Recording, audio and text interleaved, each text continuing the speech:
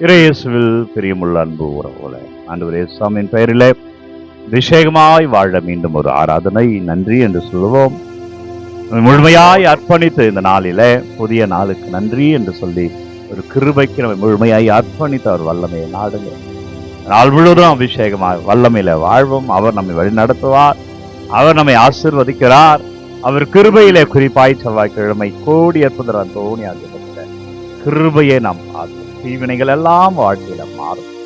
வாழ்க்கையில் இருக்க எதிர்மறைகள் எல்லாம் மறைந்து போகும். குறிப்பாய் சொல்லுங்கள் இல்லி சுனிய கட்டுகள் இருந்தா வல்லமையான இறை கிருபையில அபிஷேகமாய் நாம் வாழ்வோம் அன்பர்களே. எனவே தீவினைகளை கலைந்து ஆண்டவர் பாதையில் வாழ என்பதற்காக இன்றைக்கு இறை சிந்தனையாக மத்தேயு நற்செய்தி 11வது அதிகாரம் எடுங்க 20 24 வரை உள்ள இறை வார்த்தையிலே ஐயோ உனக்கு ஏது என்ற வார்த்தையை பயன்படுத்துகிறார்.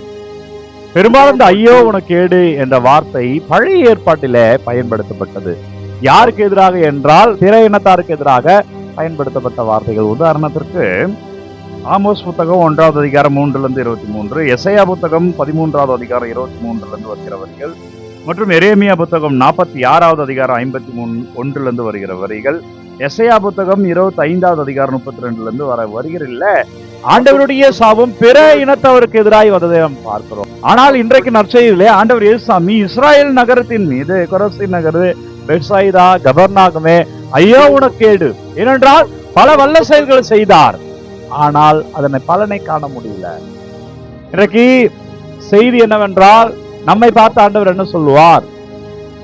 அன்றைக்கு இயேசு வாழ்ந்த காலகட்டத்தில் ஏராளமான அபிஷேகம் நடந்தது, ஆனால் அவர்கள் மாறல, அது பலனை இயேசு காணல. எனவே அவர்கள் சபிக்கப்படுகிறார்கள். இன்றைக்கு உன்னையும் என்னையும் பார்த்து என்ன சொல்வார்? ஆண்டவருடைய கிருபையை நாம தாங்கிக் கொண்டே இருக்கிறோம். ஆனால் 2 விஷயங்கள் வாழ்க்கையில நடக்கிறோம். ஒன்று மனமாற்றம்.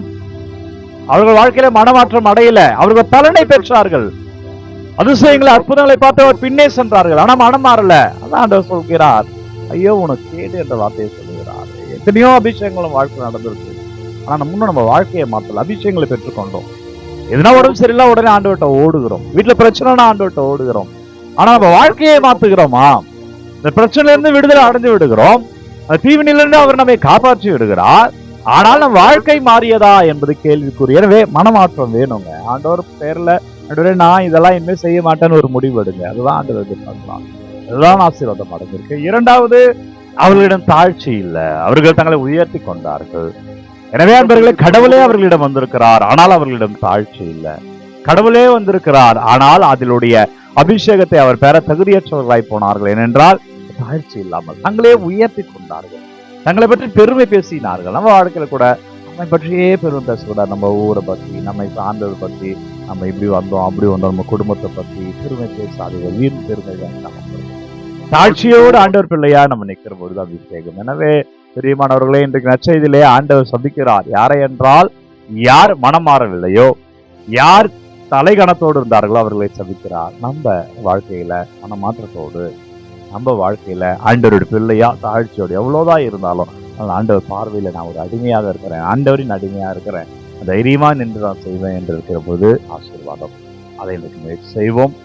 மனமாற்றத்தோடு தாழ்ச்சியோடு வாழ்வோம். நன்றி அப்பா, நல்லவரே நன்றி, நல்லவரே நன்றி. இந்த ஆராதனைக்கு நன்றி. ஜெபிக்கிற ஒவ்வொரு பிள்ளைகளுக்காக ஒப்பு கொடுக்கிறேன். அந்த வழி நடத்துங்க ஆண்டவரே. அப்பா ஆசீர்வதிங்க ராஜா.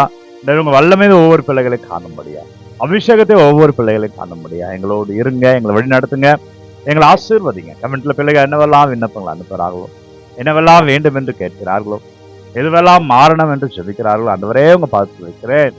ஒவ்வொரு விண்ணப்பங்களை நீங்க போடுங்க ஆண்டவர், ஆசீர்வதிங்க ஆண்டவர். அந்த இயேசுவின் பெயரிலே உங்கள் விண்ணப்பங்கள் எல்லாம் அபிஷேகமாக மாற்றுகிறார். அந்த பெயரிலே வல்லமை உங்கள் குடும்பத்திலே காண்பீர்கள். இந்த நாளும் இனிய தந்தை, மகன், தூய ஆவியார் நம்மை நிறைவாக ஆசீர்வதிப்பாராக. இந்த நாளும் இனிய நாளே. அன்பர்களே, ஒவ்வொரு நாளும் விடியற்காலை 3 மணிக்கு இந்த ஆராதனை வழங்கி கொண்டிருக்கிறேன். யாருக்கு தேவை என்று நினைக்கிறீங்களோ அவர்களோடு பகிர்ந்து கொள்ளுங்க. உங்கள் விண்ணப்பங்கள் எல்லாம் நீங்க கமெண்ட்ல என்னுடைய 6வது ஜெபத்துல திருப்பலியில உங்களுக்காக ஒப்பு கொடுத்திருக்கிறேன். God bless you. Take care. Have a nice day.